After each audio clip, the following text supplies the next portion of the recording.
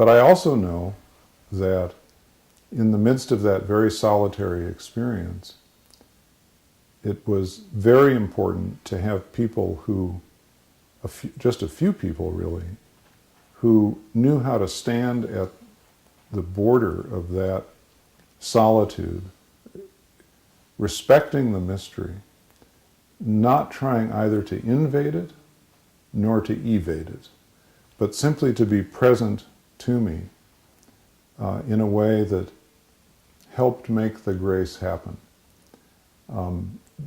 It's really interesting in this culture. Most people either want to invade you at that moment. They want to say, oh, here's a fix, you know, that if you'd only read this book, if you'd only go on this diet, if you'd only take this herbal preparation or pop this pill from the pharmaceutical company, all will be well. So they want to invade you with fixes, which kind of gets them off the hook. Now they can walk away feeling, well, he may kill himself, but I did the best I could, you know, and they can kind of check you off their to-do list. Or they want to evade you. They want to turn their eyes away and just pretend this isn't happening. They never saw it, and they don't want to look your way again. So it was pretty rare to find people who were willing to stand on the border of my solitude and honor it without fleeing from it, you know, but reminding me, you know, just by the quality of their presence, that I was still part of the human community, and that there were people who understood, without ever saying that they understood.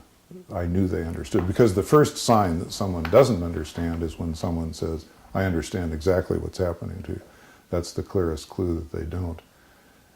And what fascinates me is that I think it's possible, I not only think, I know it's possible, to teach people that way of being together. We have this project now around the country, the Courage to Teach project, or the Teacher Formation Project, which for 10 years, now going on in 30 cities, has gathered groups of public school educators. We're now working with physicians, lawyers, and nonprofit leaders, and a mixed group of other folk. Gather a group of 25 folks, take them on a 2-year journey through 8 retreats, and during that time teach them how to be together without either invading each other's souls or evading each other's struggles. It's doable. I've seen it happen to thousands of people.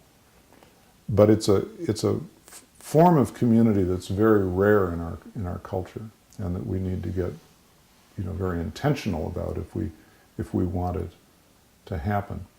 When it does happen, the results are amazing, because it allows the person to draw deeply on their inner resources and to hear or to understand what those inner resources are, to attend to the inner teacher in a way they don't do when they're just sitting alone in their room.